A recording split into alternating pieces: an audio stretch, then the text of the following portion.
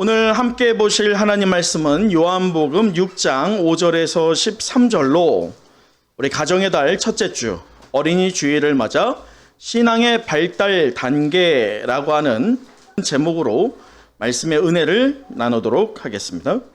여러분, 오늘 우리는 5월 가정의 달을 맞아서요, 그 첫 번째 어린이 주일 그 맞게끔 우리가 말씀을 나누고자 합니다. 잠시 에베소서 강해를 멈추고 말이죠. 자, 그리할 때 여러분에게 먼저 제가 하나의 이야기를 들려드리는 것으로 말씀을 시작하고자 합니다. 1889년에요 두 아이가 태어났어요. 1889년 말이죠. 한 아이는 오스트리아라고 하는 지역에서 태어났습니다. 문제는 이 아버지는 몹시 성미가 급했고요, 어머니는 아내로서 또는 엄마로서의 역할보다는 이 밖에서 사람들 만나는 것을 좋아했고, 그리고 사교 생활에 더 열정적이었어요. 그러다 보니 아이들 케어가 어떨까요? 어려웠죠. 부모의 케어를 받지 못했습니다. 그런데 더 문제는 그러다가 아버지가 죽게 돼요. 그리고 엄마는 집을 나갑니다. 그래서 이 아이는 알코올 중독자였던 숙모에게 맡겨지게 됩니다. 이 소녀는요, 그럼에도 꿈이 있었어요. 미술을 전공으로 해서 좀 유명세를 타고 싶어 했죠. 그렇지만 여러분 알겠지만 미술이라는 게 돈이 많이 들어요. 문제는 이 친구의 경제적인 능력이 참 열악했습니다. 뒤에서 밀어줄 만한, 받쳐줄 만한 그런 배경도 없었어요. 그러니 결국은 대학교에 미술로 진학하고자 했지만 어떻게 됐을까요? 못 갔어요. 그래서 꿈을 접어버리고 나서 당시에 1차 세계대전이 직후이다 보니까 군대에 입대하게 됩니다.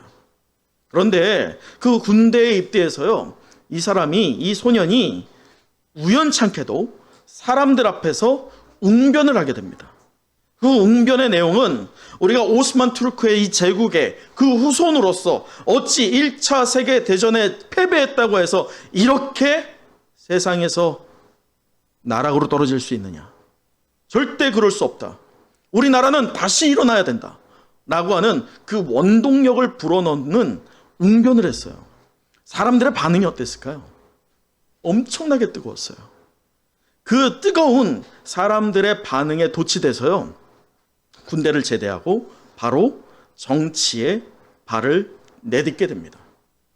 그렇게 정치에 발을 내디디면서 영역을 점점 키워나가다가 결과적으로는 1933년에 독일 국민의 절대적인 지지로 총통의 자리에 오르게 되는데, 이 소년이 그렇다면 누굴까요? 바로 아돌프 히틀러입니다. 1차 세계대전 이후에 혜성처럼 등장하였고 아무도 기대하지 않았던 그 작은 소년이었지만 2차 세계대전을 일으키고 수많은 생명을 죽이게 했던 그 역사적인 인물이 바로 아돌프 히틀러입니다. 그런데 동일한 해, 이 1889년에 또 다른 아이가 태어났어요. 미국의 텍사스에서 말이죠. 그러나 첫 번째 아이하고 다르게 이 두 번째 아이는 부모님의 열정적인 신앙 아래에서, 신앙의 교육 아래에서 하나님을 두려워하는 신앙을 가질 수 있었습니다. 항상 이 아이의 아버지는 하나님을 두려워해야 해라고 하는 신앙의 교육을 통해서요, 이 아이가 바른 길로 가도록 힘썼어요. 그리고 이 아이가 소년이 되고 청년이 될 때 늘 기억했던 게 뭐냐? 엄마가 품에 안고 하루를 마감할 때마다 열정적으로 나의 아이를 위해서, 또 이 아이를 하나님 사용해 달라고 기도했던 것을 기억하면서 그렇게 기도하는 것으로 하루의 일과를 마치는 것이 습관에 들었던 이 아이였습니다. 근데 이 아이도 똑같이 첫 번째 아이처럼 군대에 입대하게 됩니다. 그래서 웨스트포인트 사관학교라고 하는 그 사관학교의 장교로서 이제 군 생활을 시작하게 되죠. 이 소년이 누군지 아세요? 이 소녀는 바로 노르망디 상륙 작전의 영웅, 연합 사령관이었던 드와이트 아이젠하워입니다. 이 1944년에 이 두 아이, 동시대에 태어난 두 아이가요, 하나의 전쟁, 곧 2차 세계대전에서 노르망디 상륙 작전에서 맞붙게 됩니다. 여러분, 결과가 어떻게 됩니까? 상륙 작전은 완전한 승리가 되죠. 그로 인해서 이 히틀러는요, 어떻게 됐느냐? 1945년 4월 30일 자신의 방공호 안에서 스스로 권총으로 자살을 하는 것으로 인생이 비참하게 마무리되어집니다. 그러나 반대로 이 아이젠하워는요, 1952년에 34대 미국 대통령이 됩니다. 역사적으로요, 조지 워싱턴 외에 군 장성 출신으로 아주 엄청난 리더십으로 훌륭하게 대통령직을 완수한 사람으로 여겨지는 것이 바로 이 아이젠하워입니다. 그 아이젠하워는요, 1969년에 80세의 일기로 평안한 상태에서 생을 마감하게 되죠. 여러분, 이 두 아이, 동갑내기 두 아이예요. 이 이야기를 듣고 여러분은 어떤 생각을 갖게 되십니까? 이 어린이 주일을 맞아서 여러분은 어떤 생각을 갖게 되시냐 말입니다. 분명한 것은 부모의 신앙, 그리고 이 아이에 둘러싸여 있는 환경이 그 아이의 미래를 만들어 간다는 것을 우리는 하나의 극적인 예로 마주하게 됩니다. 은혜와 성령이 함께하는 은성의 영가족 여러분, 일반적으로 어린 아이를 하나의 인격체, 또 존중해야 할 대상으로 여겨야 하지만 사실은 우리 마음대로 할 수 있고 부모에게 종속된 존재, 때로는 무시해도 될 만한 존재로 여기는 것이 바로 우리의 인지입니다.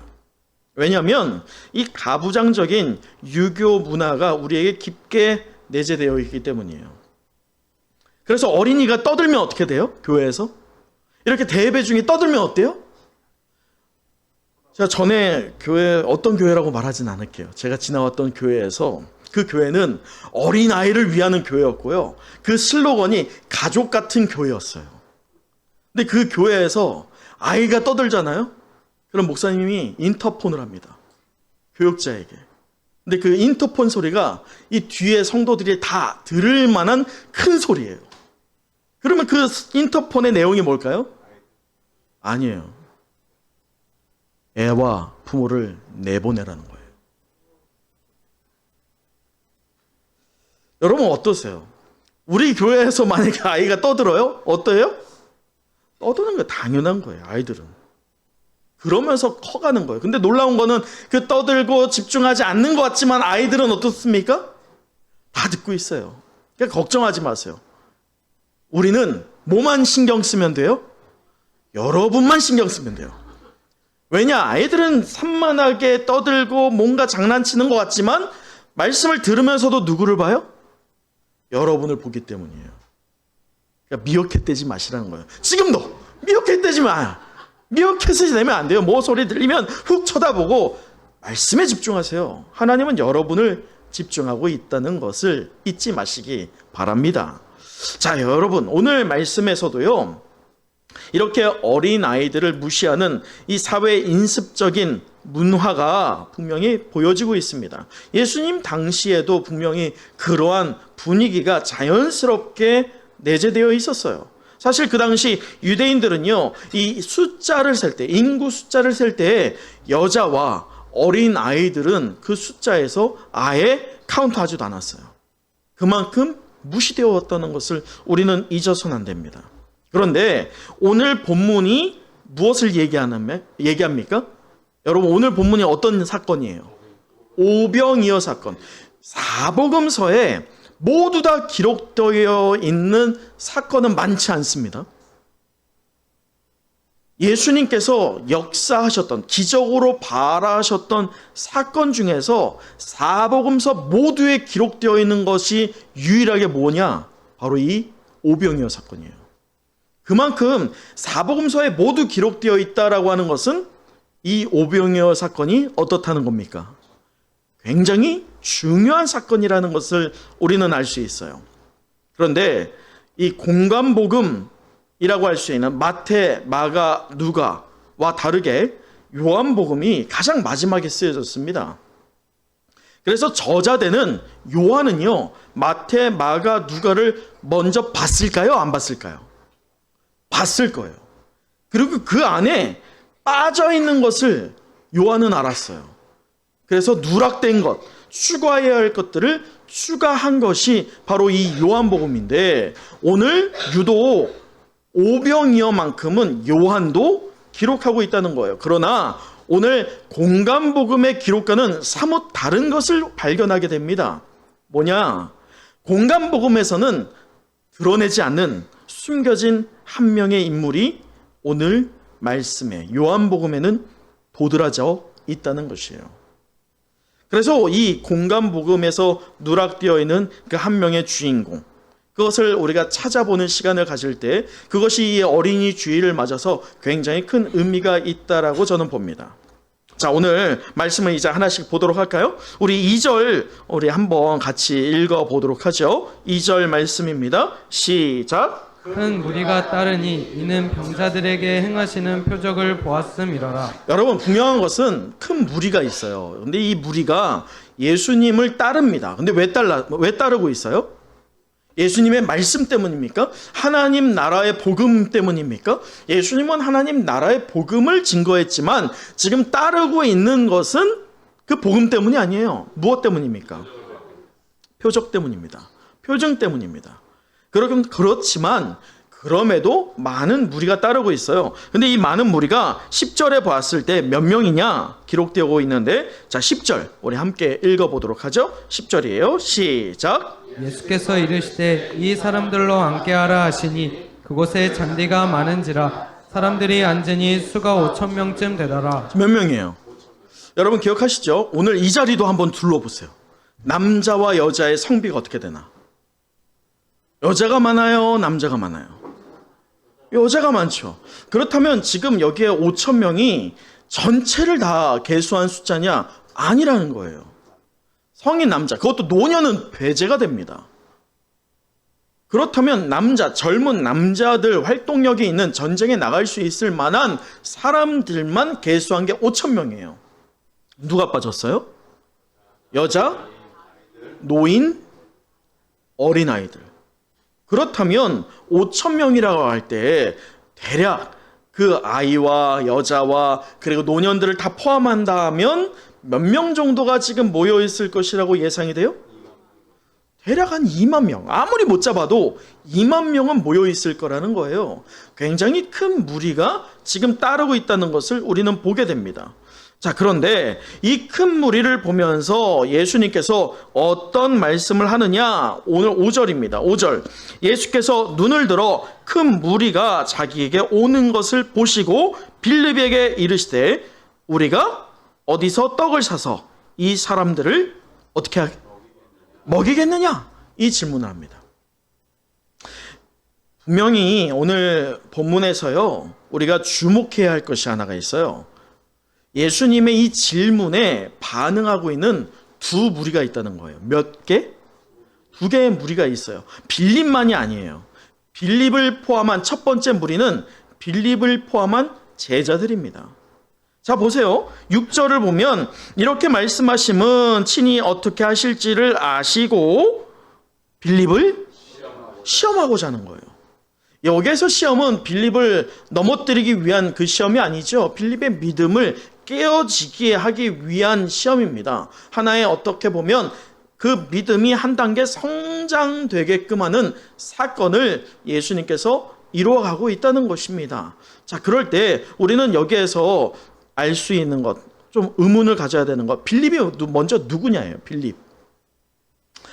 요한복음에서 보면 예수님께서요, 이 제자들을 부를 때 공관복음의 상황과는 달라요. 요한복음은 아주 자세하게 기록됩니다. 자, 그럴 때 우리 1장을 한번 보도록 할까요? 요한복음 1장을 보면 제자들을 부르시는데, 자, 제자들 중에 35절 보세요. 1장 35절. 또 이튿날 요한이 자기 제자 중 두 사람과 함께 섰다가, 요한이 누굴까요? 이게 지금 사도 요한일까요? 아니에요. 이 요한이 누굴까요? 세례 요한입니다. 세례 요한의 제자가 빌립이에요. 세례 요한의 제자였던 자가 이 빌립이고, 그리고 예수님께서 처음 부를 때 누구를 부르냐? 자, 보세요. 37절. 두 제자가 그의 말을 듣고 예수를 따른다. 이 제자 중에 하나가 지금 빌립입니다. 그리고 나서 지금 40절을 보세요. 시몬 베드로의 형제 안드레. 이렇게 지금 둘을 불러요. 그러면서 베드로도 부르죠. 그럴 때 주님께서 베드로에게 게바라고 하는 이름을 주십니다. 그리고 그 나서 어떻게 되느냐? 요한까지 부릅니다. 그럴 때, 자, 저를 보세요. 예수님이 처음 제자를 부를 때 그 4명이 있어요. 그 4명이 첫 번째 부르심에 응답한 사람들입니다. 베드로, 안드레. 이것이 형제죠. 그리고 다음 누구예요? 요한. 그리고 오늘 빌립입니다. 그렇게 4명이 불러지어요. 그런데 이들의 고향이 어디냐? 어디에서 부름을 받았느냐? 오늘 본문의 배경이 되는 벳세다입니다. 그래서 이 벳세다에서 예수님께서 기적을 이어가고 있을 때 그 4명을 중심으로 제자들이 하나의 반응하는 무리가 될 수 있다는 것이죠. 그런데 여기에서 의문을 갖게 돼요. 왜 하필이면 벳세다 출신이 앞서 말했던 베드로, 안드레, 요한도 있었는데 왜 하필이면 빌립일까? 사실 예수님이 질문하고자 한다면 유명한 누구에게 질문했어야 돼요? 베드로에게 했어야 되지 않아요? 근데 왜 하필이면 가장 성경에 봤을 때 크게 드러나지 않는 4번째 인물 빌립일까? 이것에 의문을 갖게 됩니다. 그럴 때 우리는 힌트를 얻게 돼요. 자, 뭐냐? 7절. 우리 함께 읽어보도록 할까요? 7절입니다. 시작. 빌립이 대답하되 각 사람으로 조금씩 받게 할지라도 200데나리온의 떡이 부족하리이다. 여러분 7절을 보면 아주 순간적이지만 빌립이 무엇을 합니까? 계산을 해요. 빌립은 제자들 중에서요, 우리가 구전에 따르면 빌립이 오늘 예수님께 이런 질문을 받는 가장 큰 이유는 합리적이고 이성적인 사고가 가장 뚜렷했다라고 나타납니다. 그래서 이 빌립이 그 제자들 안에 직분이 있었어요. 가룟 유다도 직분이 있었죠. 가룟 유다의 직분이 뭡니까? 돈 관리였어요. 돈 관리. 근데 빌립의 직분도 있어요. 빌립의 직분이 뭘까요? 음식 관리입니다. 어디에 갈 때 음식을 담당해야 되는 책무가 이 빌립에게 있었다라고 그렇게 우리는 구전으로 듣게 됩니다. 그럴 때 이렇게 합리적이고 이성적인 사고가 있었던 빌립이었기 때문에 굉장히 빠르게 답을 냅니다. 계산을 합니다. 자, 그래서 자 보세요. 말씀 다시 한번 7절을 보면 각 사람으로 어떻게 해요? 조금씩, 각 사람으로 조금씩. 조금씩이 얼만큼일까? 우리는 가늠이 되지 않아요. 그런데 여기에 힌트를 얻게 됩니다. 돈으로 지금 수치가 딱 나오죠. 얼마입니까? 200데나리온. 한 데나리온이 당시에 한 사람 성인의 하루 품삯입니다. 오늘 하루의 품삯을 우리가 인건비를 따져봤을 때 대략 얼마로 잡을 수 있을까요? 한 10만 원 잡을 수 있겠죠. 자, 그럼 오늘 우리에게 한번 적용해 보죠. 여러분이 한번 빌립이 돼 보는 거예요. 얼마나 수치적으로 빠른지를 한번 점검해 봅니다. 자, 그렇다면 10만 곱하기 200 얼마일까요? 여기 빌립이 계시네. 2천만 원이에요. 그러면 오늘 몇 명이 모여 있어요? 2만 명. 그러면 2천 나누기 2만 얼마일까요? 1,000원입니다. 1인당. 그렇게 따져보면 여러분 1인당 오늘 우리 중식팀이 제가 지난주에 오늘 중식이 없고 예배 통합으로 드립니다 했는데 감사하게도 중식을 준비했어요. 근데 우리가 지금 국수를 먹잖아요. 그럴 때 1인 한 대략 얼마 됩니까? 집사님 얼마 들어요?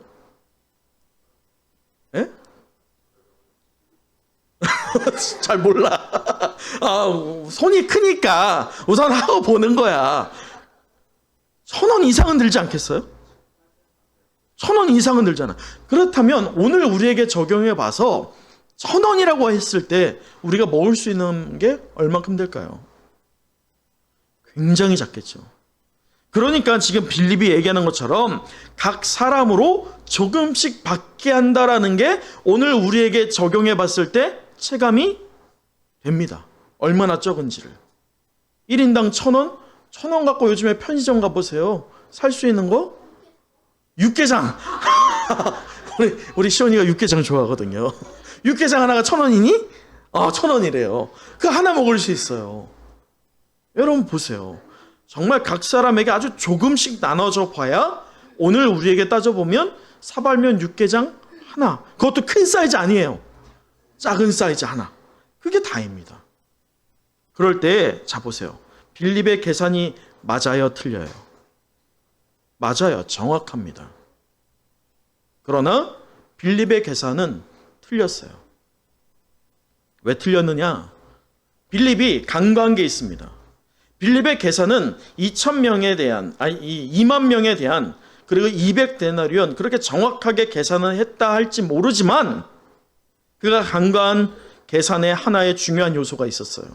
그게 무엇일까요? 예수 그리스도입니다. 그는 예수 그리스도, 그가 자기의 스승이요 함께하고 있으면서 이미 수많은 기적과 이적을 경험했음에도 불구하고 그의 계산에는 합리적이고 이성적이었지만 누가 빠져 있어요? 예수님이 빠져 있어요. 수치상으로는 정확했다 할지 몰라도 결과적으로는 완전히 틀린 해답을 내게 되었죠. 자, 이어서 다른 제자가 하나가 또 나옵니다. 우리 8절이에요. 우리 8절 한번 읽어볼까요? 시작. 제자 중 하나 곧 시몬 베드로의 형제 안드레가 예수께 여짜오되. 자, 안드레. 지금 안드레가 나옵니다. 안드레도 처음 부름받았던 제자 중에 하나죠.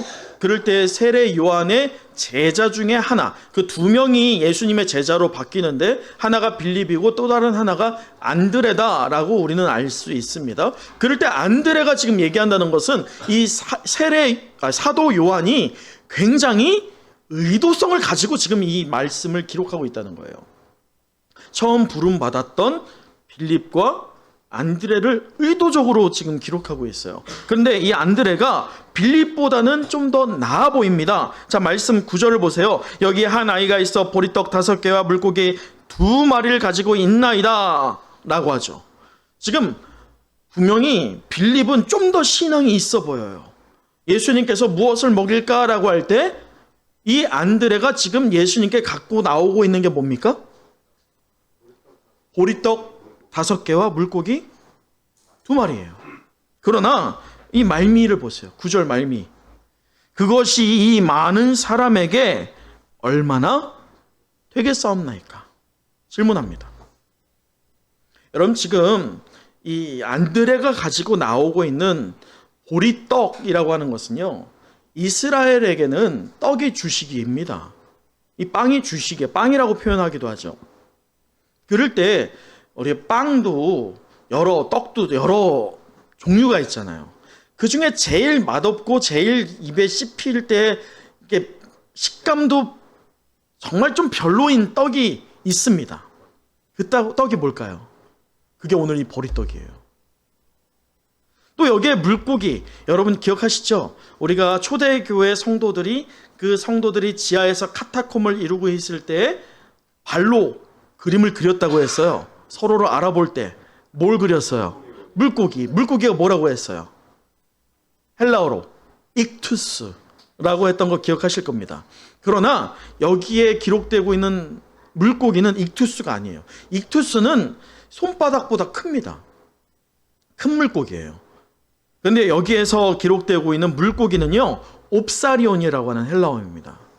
이 옵사리온 어때 보여요? 이미지가 여러분 들을 때 왠지 작아 보여. 옵사리온 뭔가 작아 보이는 느낌이 확 느낌상 오지 않으세요? 이 옵사리온이 얼마나 작냐면 멸치나 정어리 같이 아주 작다고 합니다. 그래서 본래는 이 옵사리온은 뜯어먹는 용이 아니에요. 절여 먹는 반찬용이에요. 우리가 멸치를 볶아 먹듯이 그 정도의 물고기밖에 되지 않아요. 물고기라고 부를 수도 없을 정도의 하찮은 물고기입니다. 그러니 이것을 가지고 오고 있는 안드레가 분명히 주님께서 이것으로 역사를 일으키실 것이다라고 하는 믿음으로 나왔다고 보이세요? 아니죠. 이 하찮은 것, 이 별 되지도 않는 이걸로 지금 말씀 9절에 뭐라고 되어 있어요? 이 많은 사람에게 얼마나 되겠사옵나이까. 이게 뭐가 되겠어요? 지금 보세요. 분명히 믿음이 있어 보였지만 실제 안드레의 믿음 역시나 누구와 같아요? 빌립과 크게 다르지 않아요. 그래서 이 제자들은 예수님과 곁에 있었음에도 불구하고 예수님이 누구인지를, 어떤 능력을 바라시는지를 기대하지도 못하고 있습니다. 바라보지도 못하고 있다는 거예요. 그럴 때 우리는 이제 두 번째 인물에게 눈을 돌리게 됩니다. 공간복음에 누락되어 있는, 오직 요한복음에만 기록되어 있는 숨겨진 그 주인공 말이죠.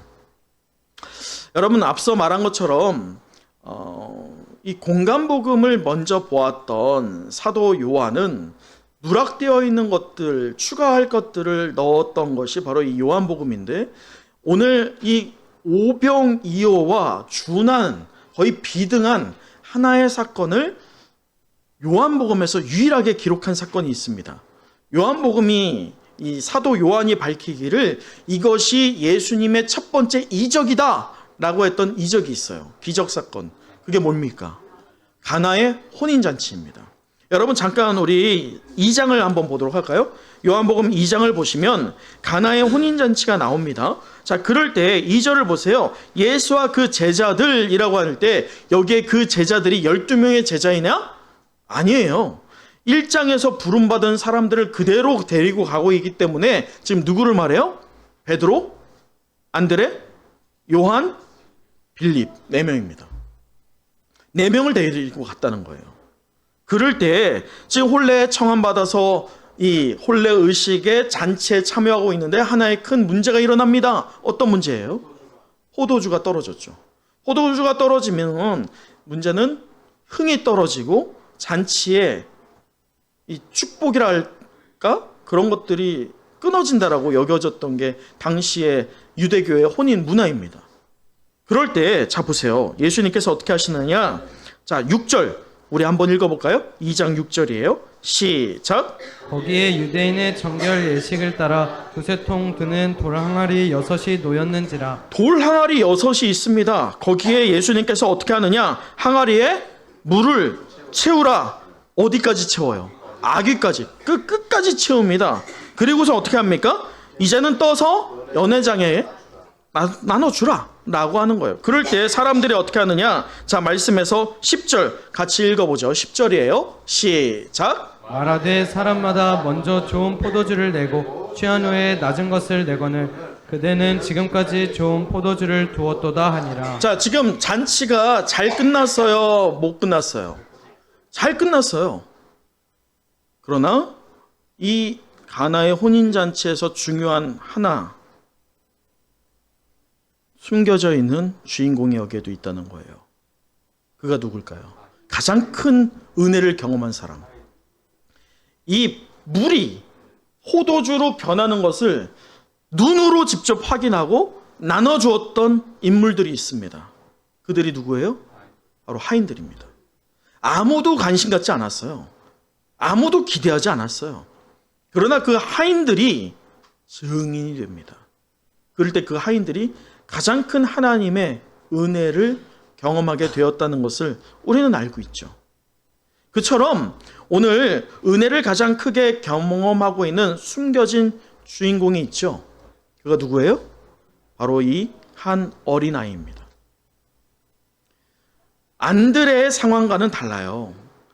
비록 값싼 보리떡일지 모르고 이걸 누구 코에 붙이지라고 하는 물고기일지 모르지만 주님께서 말씀하시니 주님, 이거라도 주님 사용해 주세요라고 나오는 어린아이입니다. 말씀에 반응하고 있어요. 어떻게 반응해요? 순종하고 있어요. 신뢰하고 있어요. 예수님께서 분명히 이 작은 것을 통해서 일을 일으키실 거야 라고 하는 기대감을 가지고 있다는 것이죠.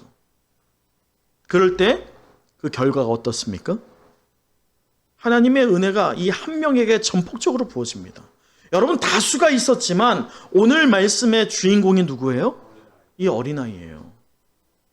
그 어린아이는 자기가 가지고 온 이 작은 물고기와 그리고 별 볼 일 없는 보리떡일지 모르지만 이것으로 지금 몇 명이 먹어요? 2만 명이 먹었어요. 그것만이 아니에요. 남은 것이 있어요. 그것을 보았을 때 가장 큰 감동과 가장 큰 은혜를 경험한 사람이 있다면 오늘 바로 아무도 관심 두지 않았던, 기대하지 않았던 어린 아이였다는 것입니다. 성경을 보면요, 아브라함은요 100세가 됐을 때 하나님께서 이삭을 번제로 드리라라고 하는 다소 황당한 메시지를 듣게 됩니다. 또 사르밧 과부는 하나님의 종 엘리야로부터요 마지막 남은 소량의 기름과 가루의 떡이 있었어요. 가루가 있었어요. 그런데 그것을 엘리야가 어떻게 말합니까? 떡을 만들어 오라는 거예요. 그리고 그 떡을 어떻게 합니까? 엘리야가 먹어버립니다. 더 나아가서 또 나아만 장군은 어땠습니까? 이 디셋 사람 엘리사가요 나아만 장군에게 요단강에 가서 몇 번? 7번 씻으라고 합니다. 여러분, 씻는다고 낫겠어요? 그럼에도 분명히 말씀에서 황당한 말씀일 수 있어요. 이성적인 사고로 봤을 때면 말도 안 되는 말씀일 수 있어요. 하지만 그것을 순종하고 신뢰하고 기대했던 사람들은 하나같이 무엇을 경험했습니까? 하나님의 은혜를 경험했다는 것을 우리는 잊어서는 안 됩니다. 그 순종의 결과는 놀라운 하나님의 은혜였어요. 여러분, 말씀을 마칩니다. 오늘 우리는 가정의 달 첫째 주일, 그 어린이 주일로 예배를 드립니다. 신앙의 발달 단계라고 하는 제목으로 말씀의 은혜를 나눴는데 우리 마지막으로 13절 함께 읽어보도록 하죠. 13절입니다. 시작. 이에 거두니 보리떡 5개로 먹고 남은 조각이 12바구니에 찼더라. 여러분, 이 종교 심리학자 제임스 파울러라고 하는 사람이요, 개인의 신앙은 평생 동안 몇 번의 질적인 변화를 겪는다라고 하면서 7단계에 걸쳐서 신앙의 발달 단계가 있다라고 하는 이론을 내세웠습니다. 그것이 오늘 설교의 제목이죠. 주목해야 할 것은 전반적으로 이 성격의 발달에 중요한 영향을 미치는 것이 부모와의 상호작용과 관계가 높다는 것처럼 신앙 역시나 건강한 방향으로 촉진되기 위해서는 부모의 영향력이 크다는 거예요. 반대로 부모가 좋은 영향력을 흘려보내지 못할 때는 어떤 문제가 일어납니까?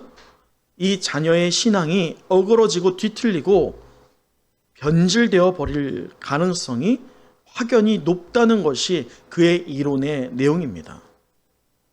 이 파울러의 신앙의 발달 단계 이론에 따르면요, 대부분의 성도라고 하는 사람들이요, 이 0단계에서부터 6단계까지 해서 7단계거든요. 그럴 때 0에서 6까지에 있을 때 대부분의 성도가 몇 번째에 있을까요? 한번 찍어보시겠어요? 3단계입니다. 이 3단계가 뭐냐면 종합 인지적인 발달 단계라고 해요. 쉽게 말해서 하나님의 말씀을 분명히 이전엔 들었어요. 믿었어요. 그러나 이제 세상을 살다 보니 합리적인 사고와 이성적인 그런 기준들로 인해서 이 말씀이 어떻게 들리는 거예요? 의심되는 거예요. 말씀이 말씀대로 들리지 않아요. 말씀은 말씀이고 생활은 생활로 나눠지는 부류가 바로 이 종합 인지적인 발달 단계의 신앙의 발달 과정입니다. 그런데 아무도 신경 쓰지 않았던, 누구도 기대하지 않았던 이 한 아이의 신앙은 어떻습니까? 그 신앙의 발달 단계 이론에 적용해 보면 0에서 6단계의 발달 단계 중에 마지막 6단계입니다. 어린아이였지만 말이죠. 그 마지막 6단계는 보편적 신앙 단계예요. 이게 무엇이냐? 말씀이 내 생활에 접목이 되는 거예요. 말씀 따로 생활 따로가 아니에요. 하나님의 말씀이 내 인생의 발 앞에 등불이 되어 주신다라고 믿고 말씀을 신뢰하는 단계가 바로 이 보편적 신앙 단계입니다. 그대로 받아들이는 믿음 말이죠. 저는요, 어린아이가 어린아이로 그대로 남아야 된다고 믿습니다. 다시 말해, 몸은 잘한다 할지라도요, 말씀을 있는 그대로 받아들이고 순종할 수 아는 그 신앙이 그대로 남아 있어야 된다는 거예요. 우리 자녀들이, 우리 다음 세대가 그런 믿음으로 자라가야 하는 책임이 지금 저와 여러분에게 있다는 겁니다. 이것이 바로 우리의 자녀들, 그 미래여야 할 줄 믿습니다. 우리 교회가 현재는 작고요, 그리고 재정적으로 넉넉하지 않은 것이 사실입니다. 부정할 수 없는 현실이죠. 그러나 우리가 물려줄 믿음은요, 결코 작거나 무시되지 않은 믿음일 줄 믿습니다. 아멘, 아멘. 여러분, 믿음은 교회의 사이즈와 달라요. 믿음은 그 교회에 구성하고 있는 구성원들이 어떤 믿음을 소유하고 있느냐에 따라 달라집니다. 우리 자녀들과 우리 교회 다음 세대가 그 믿음이 변질되거나 퇴보하지 않도록 건강한 믿음을 전수하는 여러분의 각 가정 되기를 간절히 소망합니다. 그리할 때 우리의 자녀들이요, 우리 교회의 기둥들이 되어서 든든하게 성장하여 변질되거나 퇴보하는 그런 연약한 믿음이 아니라 반석 위에 지은 집과 같은 우리 아이들 되기를 간절히 소망합니다.